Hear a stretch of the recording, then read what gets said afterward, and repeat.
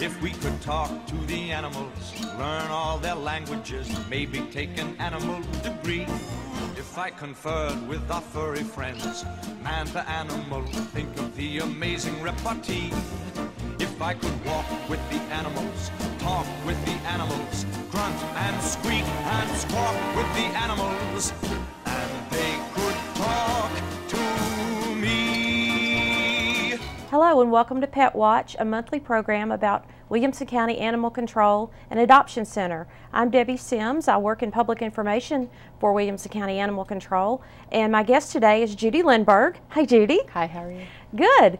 Judy is one of our volunteers who actually recently became a part-time employee for us, and with her today she has Samson, her infamous Great Pyrenees.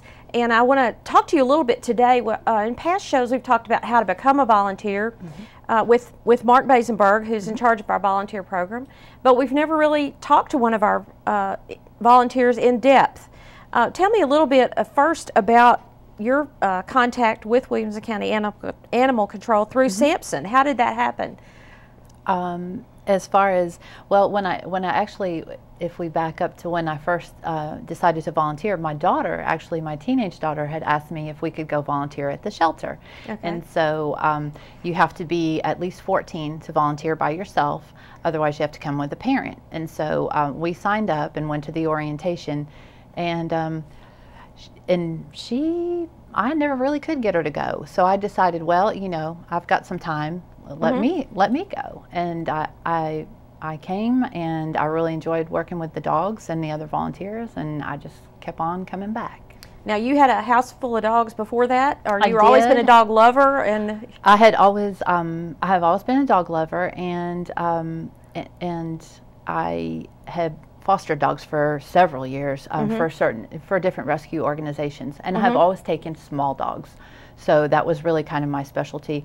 I had been attacked by a German Shepherd when I was 4 and mauled pretty badly. So I was always very fearful of the bigger dogs. So I liked the dogs that looked like stuffed animals. And so that's the dogs that I've seen your pictures. It's like a little gaggle of furry little guys. Yeah. Yeah. And so I fostered for Little Bow Wow and Proverbs 12:10 and a bunch of other wonderful rescues. Working with small dogs. Right. And as I progressed into the foster world, a lot of times there's a lot of issues with the dogs that you have to straighten out, and you can do that through training. So I got really interested in training, learned a lot, and decided to take the training skills to the shelter to work with the shelter dogs to help them become more adoptable. Great idea. Yeah. Now, Samson came into your life. How did that happen? He came into the shelter last June. He had been hanging around a horse farm in College Grove. He wasn't neutered, which is why the vast majority of dogs wander is it's unneutered males. And they're actually, interestingly enough, an unneutered male dog is 80% of dogs that are hit by cars are unneutered males. So he was not neutered. He wandered off, and he had to be actually trapped on a horse farm in College Grove, where he had been kind of loitering, hanging around, and they didn't really want him there. So he was brought into animal control. He waited the 7 working days back in impound, was temperament tested, and then moved into adoption. At that time, we had a huge influx of owner surrenders, and of course, you know, it's springtime, puppies, and there just wasn't physically room for all the dogs at the shelter. And the way that we avoid euthanizing dogs is ask the volunteers to take home a dog to foster for a few days until we can get the dogs moved through and adopted out through our adoption events or our PetSmart Charities Rescue Wagon program. So I took Samson home. And that was the first big dog that I had brought home ever. And my husband was astonished that I brought home a big dog. And that, I guess that you're grown up now, but that 4-year-old incident may have still haunted you a little bit. What was his temperament when you first met him?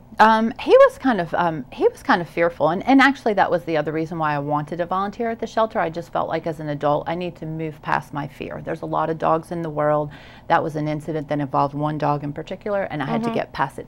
And I really did, shortly after I started volunteering, get past the fear and start training the big dogs, and haven't looked back. If you would have told me that, you know, the pit bulls would be one of my favorite breeds, I would have never believed you. But they're really sweet, sweet dogs. They love people.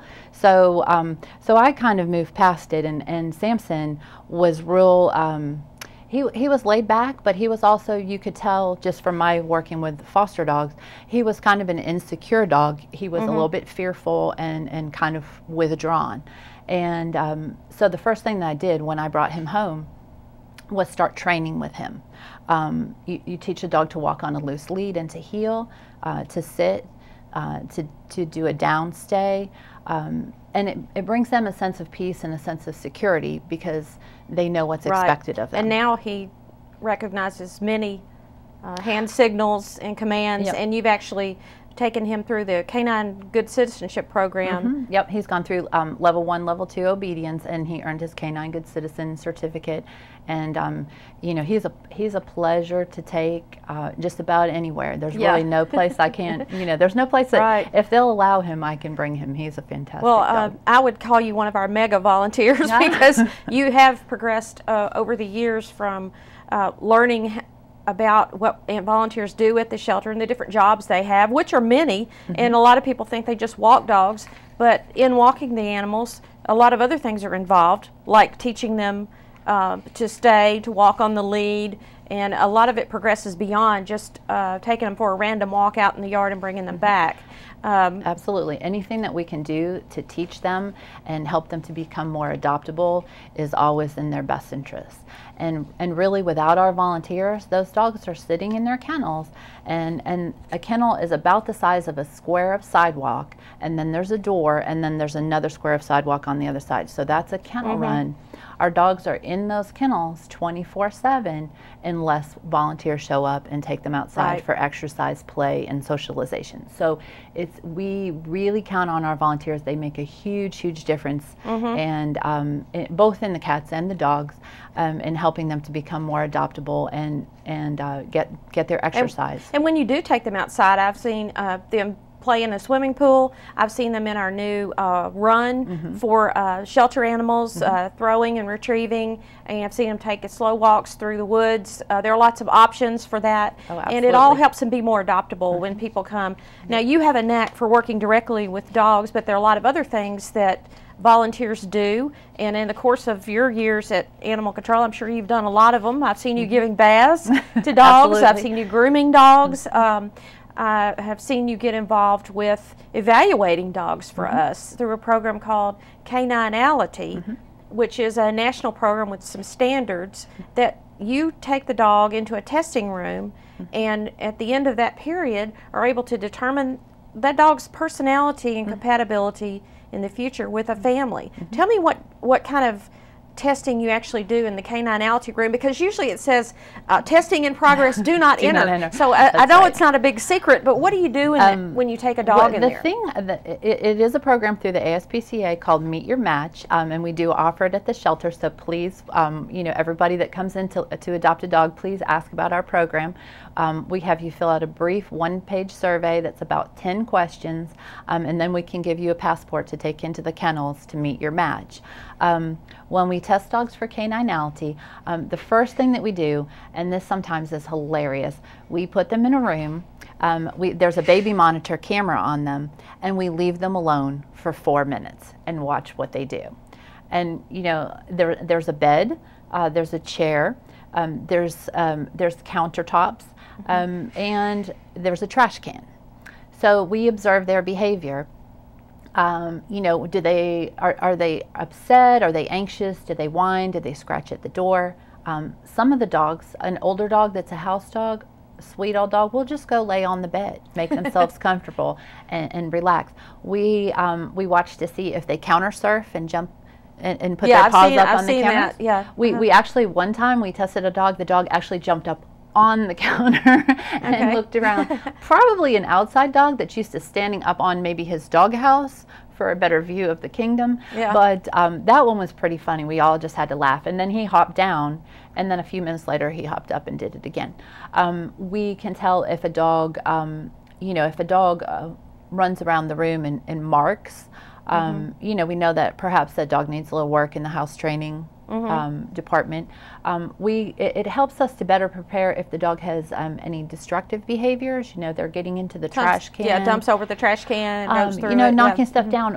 That helps us to let a potential adopter know, hey, you're going to want to crate train this dog. This is a dog that you're just not going to be able to, you know, an hour after you bring him home, walk out the door and go to Kroger, because when you come back, there won't be as much of your house there as there were when you left. When you're adopting a dog, though, from a shelter, you feel like you're taking on an unknown entity in your home. But we've taken some of that fear away, because we actually can tell you what this dog is like when you leave. So you don't have to worry. Is it going to be okay with my other animals? Yes, and we have a lot of tools that can help you to cope with any of the issues that come up. And then the next things that we do in the caninality, we do we test them. Once we return to the room, we see how they do with the greeting. You know, do they jump up and jump all over you? Are they super enthusiastic? Do they approach and just give a low tail wag? Do they sit and wait for you to pet them? You know, what's their general demeanor as far as their energy level and their manners? You know, when we've brought them into the room, did they pull on the leash a lot? Were they difficult to handle, or were they very sweet and docile? So, do you offer them food? Food aggression is one of the things you test them for? They actually do that in the temperament testing with the SAFER program. In caninality, what we do after we do the greeting is the first thing that we do is introduce toys to see if the dog is toy-driven, externally motivated. Does the dog like tennis balls? Does the dog like soft toys, squeaky toys? Does the dog want to play? Some of the dogs, clearly you can see that they've never seen a toy in their entire lives, and they just really don't know what to do. And other dogs, it's the time of their life when they see that. It's a tug of war. Yeah, they want to play. Or a tug toy or a What are some of the categories they may end up? I know there's one called Busy Bee, which is kind of like always busy, want to play with something. What are some of the other categories that...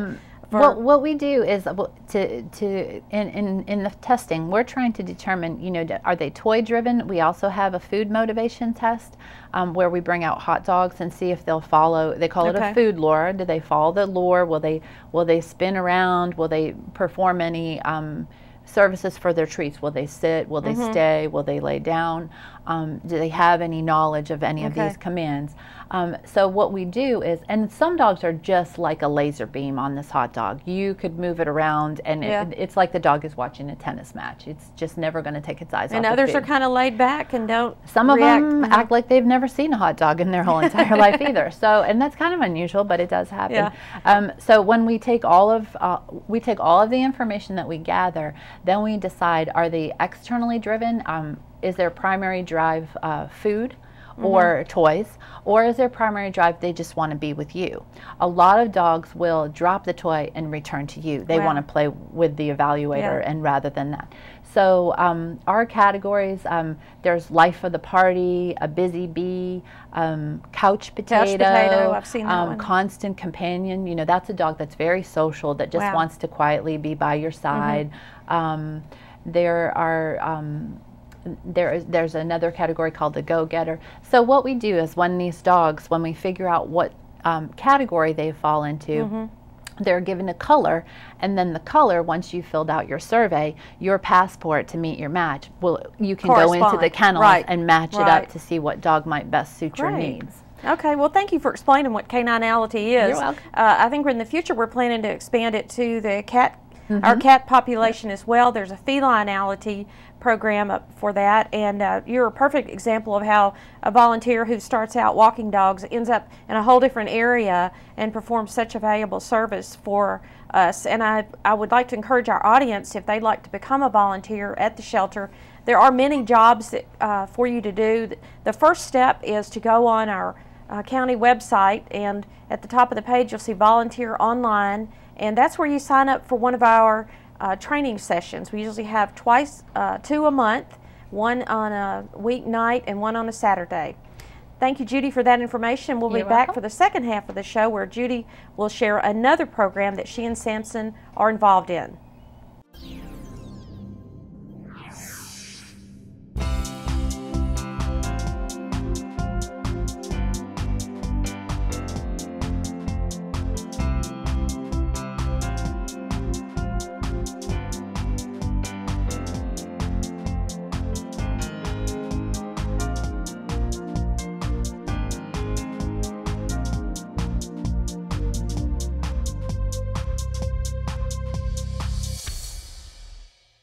Come here. Come here.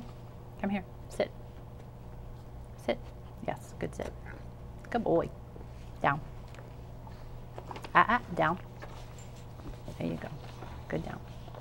Good boy. Hello and welcome back to Pet Watch. We're back with Judy Lindbergh and her Great Pyrenees Samson. And I want to talk this segment about some of the work that Judy and Samson are doing in our community as volunteers. Earlier this year, the juvenile court judge, Sharon Guffey, had the idea that possibly the presence of a dog might calm some of the children who are involved in some of the courtroom cases at juvenile services. Often they involve the custody of the child, and it makes the child a little apprehensive and nervous to be there. So between Judge Guffey and Animal Control and our volunteer Judy, we ended up with Samson and Judy going to Sharon Guffey's juvenile courtroom every Tuesday morning when there are children on the premises. And how did that program evolve? Tell me about the first time you went. What happened and how did it comfort the children for the dog to be there? Actually, the first time that we went, it was a crazy day. There were lots and lots of little kids, and I think that there was one family of kids where maybe there were 5 little children, probably all under the age of 8. So they pretty much swarmed Samson, and he had a wonderful time with them, and they had a wonderful time with him, and then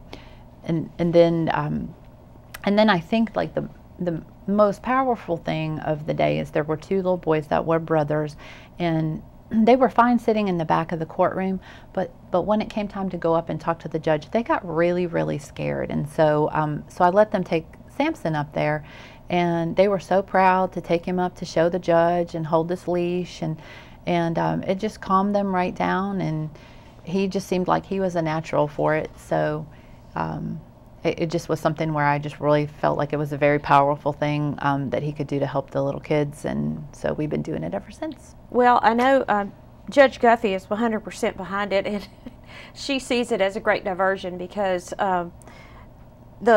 actually the petting and loving of a pet reduces stress in all people, and I think especially children that are in a foreign environment like a courtroom where they have an inkling that something's going on that's going to affect their lives and the outcome of that, and they recognize that Judge Guffey is their friend, but they recognize that they're in a foreign environment. Yeah, it's still really scary and as sweet as she is, the dog makes it a little easier, reducing anxiety and the stress, and Samson has got to be one of the most well-behaved dogs that I've ever seen. So I'm sure he doesn't get in any trouble in the courtroom, and he's quite the star. Yeah. No, he's excellent. He does a really good job, and he really seems to, he really seems to sense when he's needed, and he does a great job with the kids. And I mean, sometimes it's a matter of entertaining kids in the lobby. There was a little girl, maybe she was 18 months old, and she was crawling around, and she'd crawl under his belly back and forth, and she's like, "It's a bridge." And he just, he stood there, he lets the kids love on him, and he does a great job. And for a few minutes, the children, I think, forget that they're in a stressful situation. Yeah. And now you were telling me earlier that the Great Pyrenees historically is a shepherding dog? No, they're actually livestock guardian dogs, Okay. and they are protectors. So they are bred for protection for herds of goats and flocks of sheep. They're working dogs, but they're not actually herd dogs. They're not going to drive the dogs anywhere, but they're actually going to protect the flock of sheep or the herd of goats that they're responsible for. And we actually, a cute story, we actually had our Great Pyrenees come in a few months ago with 3 little kid goats, little bitty goats that had gotten out of their pasture and slipped through the fence, and he went after them and stayed with them, and animal control picked up him and his 3 little buddies and brought them into animal control and put them both in, you know, kennels, and you know, the dog was doing his job. That's what he followed those little goats because he knew that his job was to take care of them. So even though they may be laying quietly with a herd of goats or sheep, their listening skills, they're always paying attention. And you might think that they're asleep, but they're always aware of what's going on. But they tend to be dogs that can be still and be calm for long periods of time. That's what they're bred to do. So. And that's probably why he's so laid back as he is. Now he's adapted not to a historical context, but to a modern context. And he's a very he would protect his family. He's a different dog in our house than he is out when he's working out in public on a leash. He's super friendly, very gregarious, likes to make everyone's acquaintance. But you know, in the house, I wouldn't want to be the person that I was not welcome at my house because he's a different guy. Wow. They actually, the breed, you know, they'll puff up and put all their hair out, and then their tail will come up, and they actually physically make themselves appear to be as large as possible. So. And that's not hard among your little dogs. No, that's true. He's already the biggest guy there. Sure. That's for sure. One of the things that Judy has ended up doing, in addition to her courtroom duties, is that when new volunteers come into the shelter, they go through an orientation meeting and then kind of determine what role they want to take. And Judy is one of the experienced volunteers that trains the new ones. What do you think it takes to be a good volunteer in Williamson County Animal Control? Well, I think you just have to have a general willingness to help the animals and to do what's needed. We have lots of different places where you can help. You know, you mentioned earlier giving the dogs a bath. You know, no, it's a little harder to get a smelly dog that's been, you know, on the run outside for 3 or 4 months adopted than one that's had a fresh bath and a fresh groom. Right. So we can always use help with bathing. We have a graphic designer that's helped us with our volunteer handbook. Right. We have people that come to take pictures and put the dogs on Facebook. And our volunteers are actually huge assets in that if you have a favorite dog that you come to know and love, you know, and our dogs, we keep them until they're adopted. So we've had dogs that have been with us at times as long as a year. Tweet about your favorite dog, post it on your Facebook page and say, hey, this awesome dog is looking for a forever home. Right. Come see him at Animal Control. Right. It's about, you know, for $65 you get a spayed or neutered dog who's up to date on their shots, dewormed, heartworm tested, and microchipped. You will never get a better deal. And one of the things that I know that is so true, that if you're looking for a pet and you're walking through the kennel looking at the dogs especially, they look a lot different when you take them out one-on-one.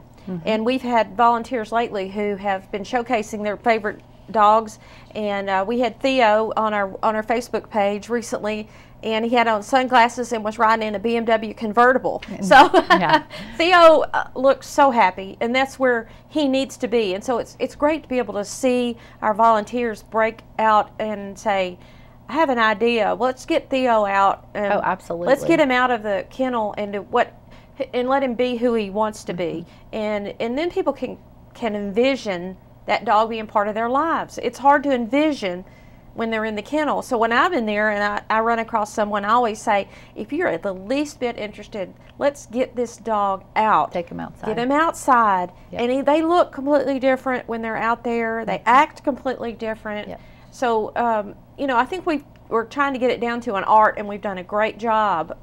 We assess their personality. We encourage people to take them out, get to know them, and it helps. Because it absolutely does. You don't want to make a blind decision that for a pet. You want to make an informed decision. No, and we also have had, you know, plenty of volunteers that have come to, you know, foster a dog. They want to help. We're crowded at the moment, and they'll come and scoop up a dog, and we call those failed fosters. A lot of times those are matches made in heaven, and the dog ends up staying. Yeah, so. We secretly go, oh good, they took it home to foster. I don't know anybody that happened to. Except you. Yeah. I know a lot of people it's happened Absolutely. to. So those are happy circumstances when they do come about. Absolutely. Because we know that person is going to be the greatest family for that dog to go to, or that cat. And we do learn a lot about the dogs when our volunteers foster, even if you're only taking a dog home for the weekend so that we can make some room in the shelter. We get a lot of valuable information. Sometimes we find out, gee, that dog is not really so fond of cats. you know, we need to know those things. So that's really helpful, because then we can let a potential adopter know, you know, hey, if you do have cats, it's probably not going to be the dog for you. Or that dog is amazing and fantastic with cats. Samson's very fond of cats. And the Great Pyrenees as a breed are very, very much a cat-loving group of dogs. Wow. So, wow. Yeah. Speaking of cats, it's the season for cats and kittens. Yes. And our shelter is at capacity. When we're trying to get as many cats and kittens adopted as we can. It is important for the community to spay and neuter their animals. Huge. So important. And one of the things Judy does, and statistics that she's aware of, and we're all aware of, is that 2 unsterilized cats, a male and a female, and all their offspring produce an astronomical number of kittens. One unaltered female cat and her offspring in 7 years can produce 420,000 cats. So if you have 10 unaltered cats, female cats, that's 4.2 million in 7 years from just amazing. 10 cats. Yeah. So we do also offer a free spay and neuter program for people who live in Williamson County and make less than $55,000. So really don't let that be your excuse, as I can't afford it. There really is no excuse when you consider the impact on the community, and that no shelter in the world can handle that many cats and kittens. And if I could say that, you know, every day in this country, between 10 and 11,000 people are born, and over 70,000 cats and dogs are born, unless we all want to take home 7 cats and dogs apiece. So 28 pets for a family of 4. Yeah.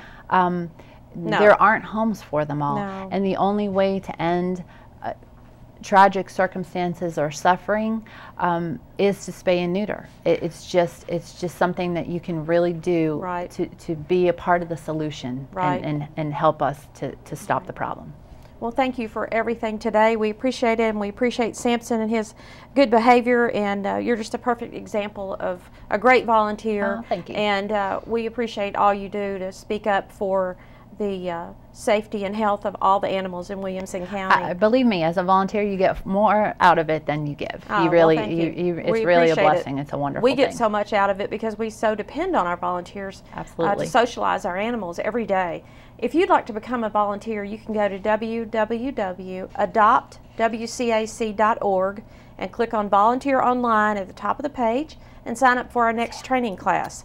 If you want to adopt a pet, then come by our animal control shelter at 106 Claude Yates Drive. That's right next to Franklin High School. We're open for intake Monday through Friday from 8 to 6, and for adoptions Monday through Friday 10 to 6 and Saturday 11 to 3. Our guest next month will be the new Director of Animal Control, Laura Chavarria, and I'd like to welcome her to the community, and we'll be talking with her next month. Our upcoming adoption events are July the 13th will be at the Nashville Pet Expo at the State Fairgrounds, which will be a huge exhibition of over 100 vendors with everything to do with dogs and cats. So look that up, NashvillePetExpo.com, if you'd like to come July 13th. We'll be there with our mobile adoption unit. Then July 20th we'll be at PetSmart in Brentwood, and July 27th at Harley-Davidson of Cool Springs. One of the greatest ways to communicate with us and keep up on what's going on is to like us on Facebook, or catch us at an adoption event, or come by and see us. I thank you again for watching, and I hope to see you again next month on Pet Watch. If we could talk to the animals, learn all their languages, maybe take an animal degree. If I conferred with our furry friends, man to animal, think of the amazing repartee. If I could walk with the animals, talk with the animals, grunt and squeak and squawk with the animals,